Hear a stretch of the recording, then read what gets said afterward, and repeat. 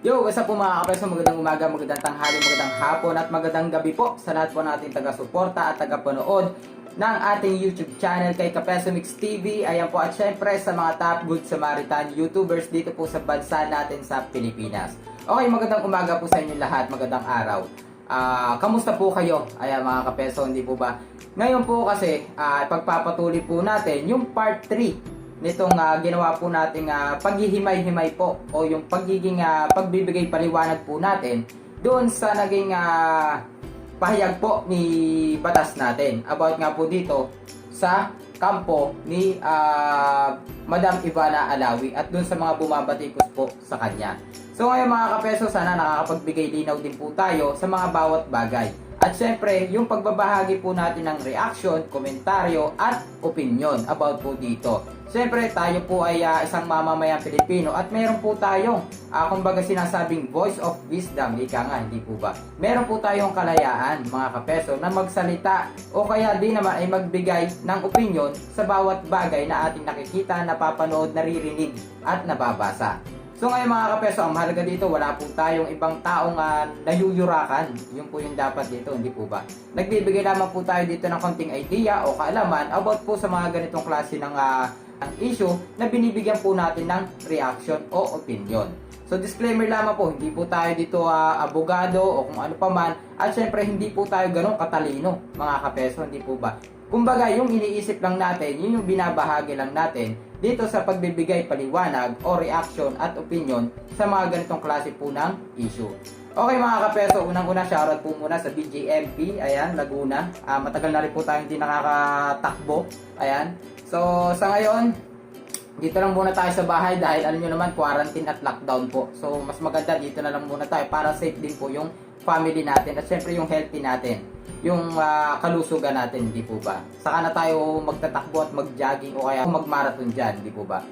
So yun po mga kapeso, at dito, nung nakaraan po, kahapon, kung napanood nyo po yung ating part 2, ay doon po ay tinalakay po natin yung pagbibigay po ng pahayag ni batas natin about po dun sa ang pagtulong, ang tunay na pagtulong ay di pinagkakakitaan, bagkos ito ay negosyo kaysa sa pagtulong. So, bigay din po tayo ng kaunting opinion at reaction at syempre yung kaunting paliwanag po na meron po tayo mga kapeso. So, yun po. No against po kahit sa lahat, kahit dito sa kampo ni Madam Ivana Alawi at dito sa kampo ni batas natin. Yun ay opinion ko po mga kapeso. Wala po tayong kumbaga niyuyurakan tao dito mga kapeso. Pagbibigay po natin ng opinion yon sa kung ano yung masasabi natin sa mga ganong klase ng bagay.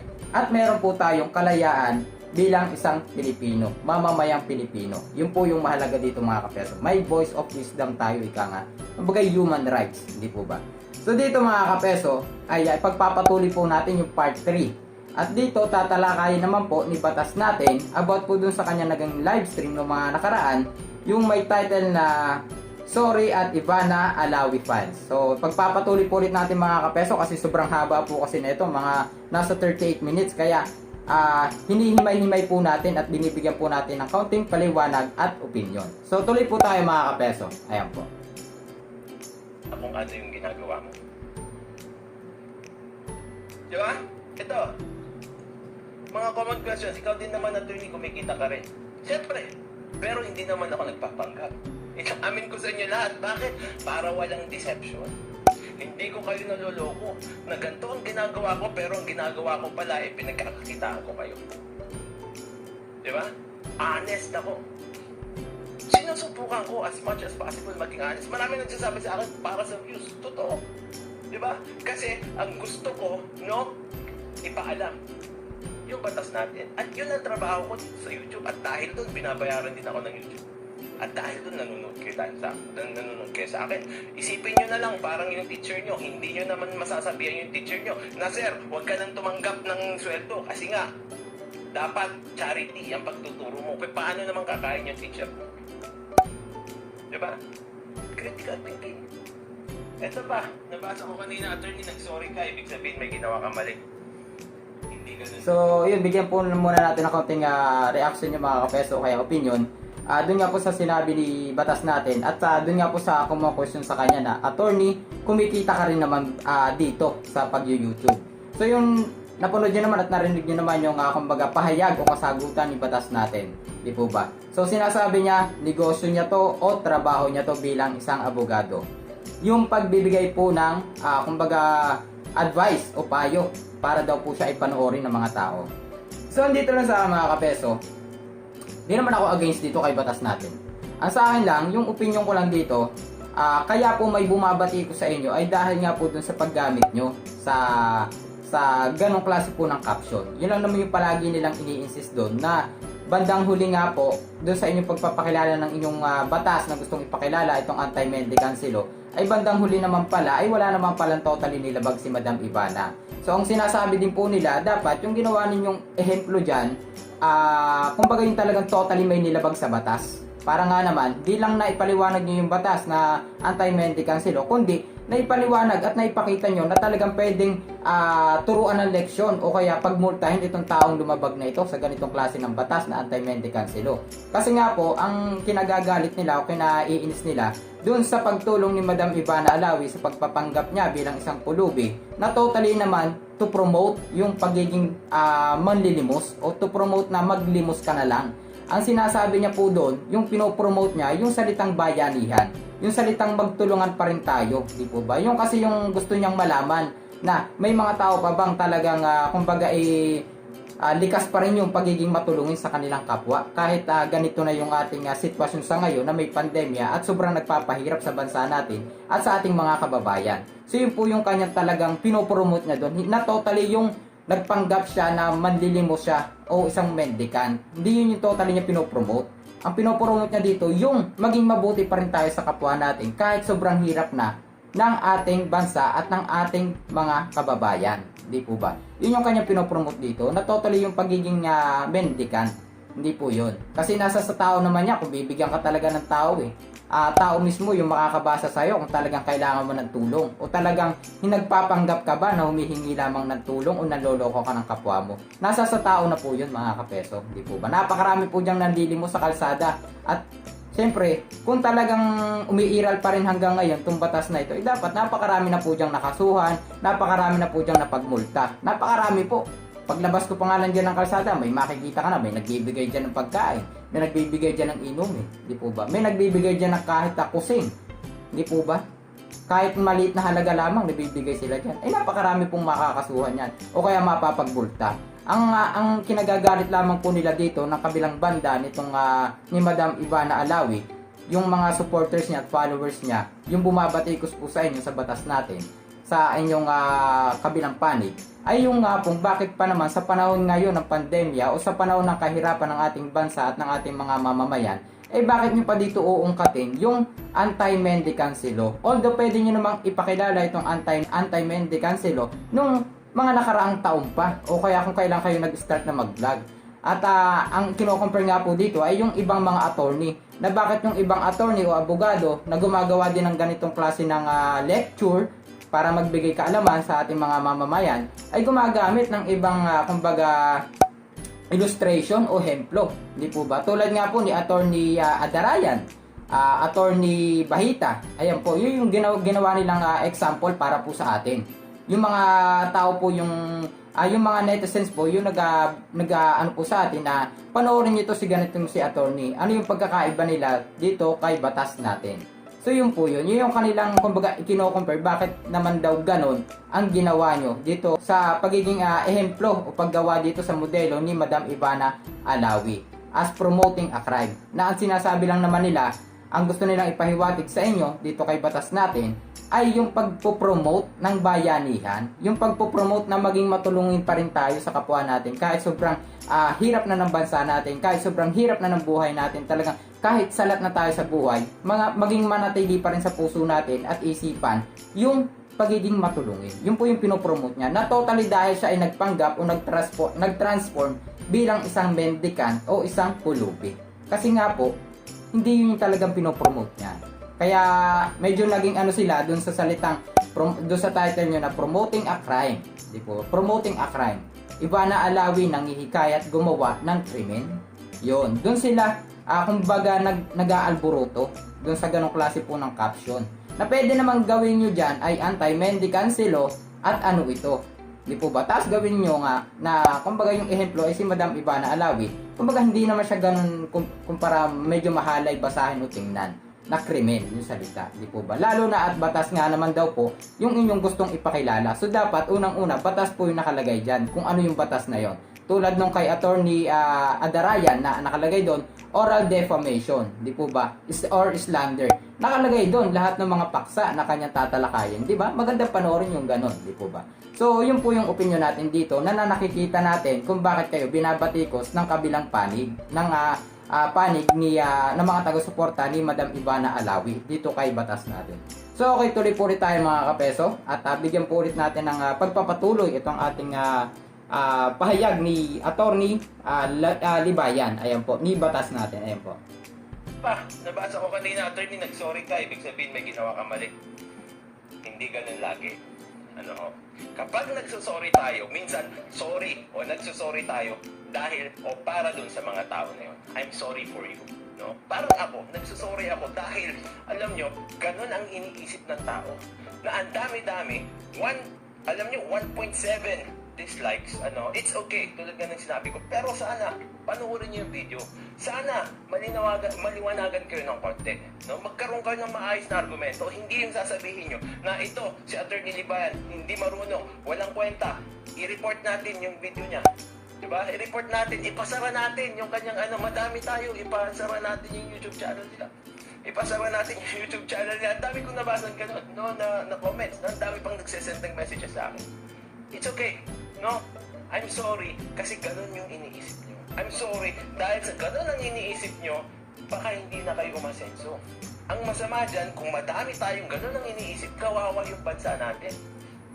Diba? Isipin mo, gagawa ka ng reaction sa isang libro o sa isang bagay, hindi mo man lang alam kung ano yung rene-reactan mo, pero magre-react ka. Tapos sasabihin mo, hindi ko papanoorin yan o hindi ko babasahin yan kasi nga, dadagdag lang sa views mo. Anong klaseng pag-iisip yun? Sinong robot kumokontrol sa'yo at pupunta ka doon para mag-comment ka pero hindi mo papanoorin yung video? Di ba? Okay, so cut mo muna tayo mga kapeso. So ito nga yung title niya, Attorney, nag-sorry ka, ibig sabihin may ginawa kang mali. So narinig niyo naman yung pahayag po ni Attorney ni batas natin. So dito, may point naman dito si batas natin. Bakit? Kasi hindi naman natin nilalahat. Kasi maraming araw naman nagkomento doon at mababasa nyo rin naman dito sa kampo ni batas natin na marami po yung nag-comment doon na ay for the views, clickbait o kung ano pa man, nagko-comment na sila. Di po ba? So may point po dito si batas natin. Sabi ko naman sa inyo, wala tayong kinakampihan dito. Ang sa atin lang, ipinaliliwanag po natin ng maayos yung mga bawat bagay kung bakit nga may mga ganitong klase ng issue na may naglalaban-laban at may bumabatiko sa bawat magkabilang panig. So ito ay pagpapaliwanag lang natin o pagbibigay ng opinion bilang isang mamamayang Pilipino.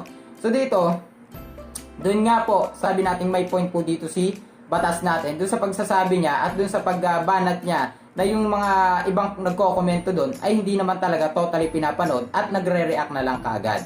So ito yung masasabi natin dyan. Masasabi natin mangmang ang isang tao kung hindi mo aalamin yung isang bagay. Tama po yun. Di po ba? Mahirap manghusga kung talagang hindi mo totally alam yung isang nilalaman o yung isang pagkatao. Di po ba mga kapeso? So dito, may point po siya about doon. Pero ang iniinsist nga po ng kabilang panig dito ay kaya hindi po sila nag-view sa inyo o nagko-komento na kaagad at nang babash na kaagad nang dahil sa ganong klase ng paggawa nyo raw po ng thumbnail na parang clickbait. Yung po yung dating sa kanila. Kaya siguro mas maganda talaga na hindi siguro magkakaroon ng ganitong issue kung ang ginawa nyo po dyan ay anti-mendicant law at ano ito. Kumbaga talagang yung batas, yung talagang iikot talaga yung lahat sa batas. Although naipaliwanag nyo po ng maayos yung kabuuan at kung ano yung kahulugan ng anti-mendicant law. At wala po tayong problema doon, di po ba? Tama po yun kasi batas po yun at matagal ko na rin pong alam yan, yung anti-mendicant law. At doon naman sa mga tao nga ngayon lang nalaman, yun po yung kanilang mga nagiging reaction. Di po natin sila mapipilit kung ano pa man yung sasabihin nila. Kasi nga po, social media platform po ito. Sabi nyo nga po ay you cannot please everyone, di po ba? Kasi social media, iba't ibang ugali yung magko-komento at magre-react po dito sa atin. Kasi nandito tayo sa mundo ng social media platform. So dito, ang ini-insist lang talaga nila ay yung kumbaga yung thumbnail. Di po ba? Mas maganda siguro, wala sigurong mambabash, wala sigurong magiging issue sa paggawa nyo po at pagpapakilala nyo ng batas kung maganda po yung ginamit nyo dyan na anti-mendicants law at ano ito. Kumbaga talagang batas, di po ba? Hindi po ba? Bilang isang attorney, bilang isang abogado, batas talaga yung gusto nyo ipakilala. Mas magandang yun ang mababasa nila. Na ikinukumpara po nila doon sa ibang attorney. Na bakit nga yung ibang attorney nakakapagpakilala ng batas sa ganong klase po ng ehemplo, sa ganong klase ng ilustrasyon, na kumbaga wala namang ibang naaapakan na ibang tao. Yun po yung ikinagagalit ng kabilang banda ni Madam Ivana Alawi, yung mga taong sumusuporta po sa kanya dito kay batas natin, di po ba? Yun po yun, kaya nagsisimula po yung ganitong klase ng issue na may bumabatikos po sa inyo. So tuloy po tayo ulit mga kapeso. Hindi naman ako galit doon, pero ang iniisip ko lang, anong klaseng pag-iisip yun? Anong klaseng puppet ka? Di ba? Anong klaseng control ang sino kumukontrol sa iyo? At kung ano ang sabihin sa iyo, gagawin mo na lang na hindi mo ginagamit yung sarili mong critical thinking o yung sariling utak mo man lang. Di ba? Tulad ng sinabi ko, no? Abogado ako. Nagsorry ako dahil marami akong nakitang ganun ang pag-iisip. Pero hindi ako nagsusorry. Dahil pinaliwanag ko yung batas sa mga tao na hindi alam na meron pala yung batas na yun.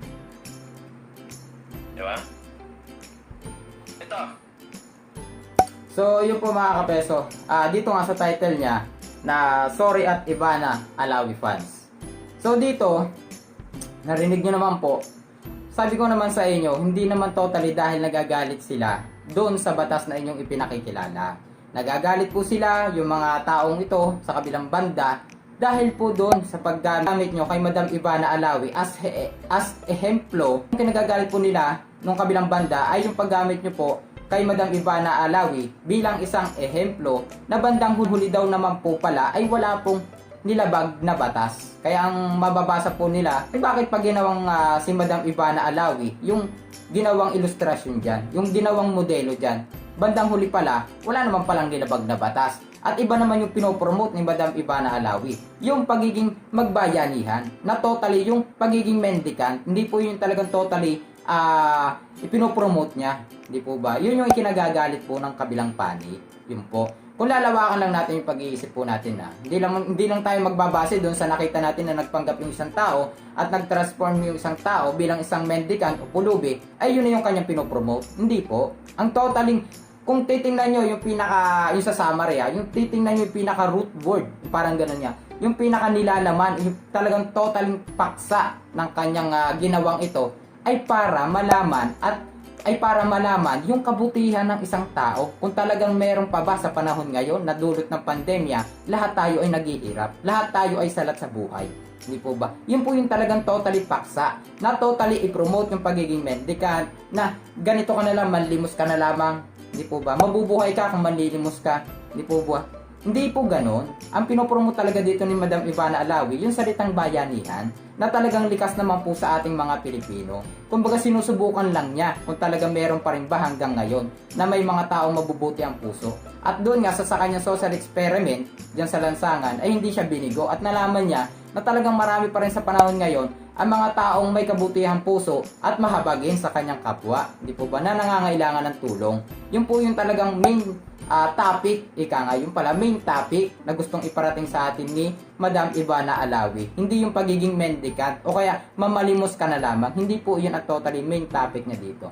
Kundi yung malaman yung talagang tunay na bayanihan natin mga Pilipino. Kung meron pa rin ba hanggang ngayon. Di po ba? Kumbaga maging matulungin ka sa kapwa mo kung anong meron ka. Share the blessings, ika nga. Di po ba? Yun yung palagi natin pananatilihin sa ating mga kapeso. Sa ating buong pagkatao. So yun po yun.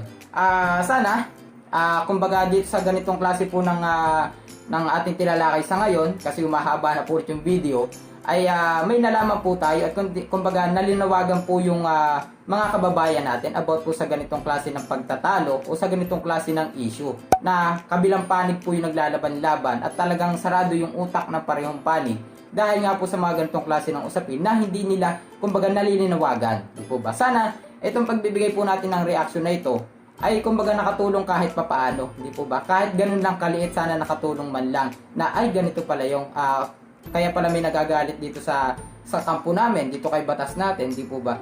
Ganito pala yon. Kaya pala, yun pala yung talagang main purpose nila, di po ba? Kaya nila ginamit to si Madam Ivana, di po ba? Parang ganon, di ba?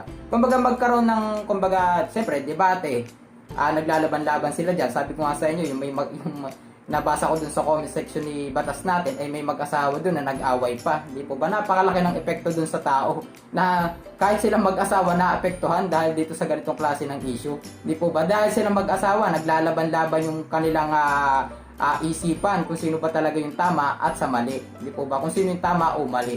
So sana nakatulong na kaunti po itong ating pagbibigay reaction o opinion sa bawat ganitong klase ng usapin. Ayan po mga kapeso. So ngayon, ito lamang po sa ngayon yung part 3 dahil mahaba na po yung oras natin. So ngayon, magbigay lang po muna tayo ng kaunting shout out sa ating mga Kapeso family dyan.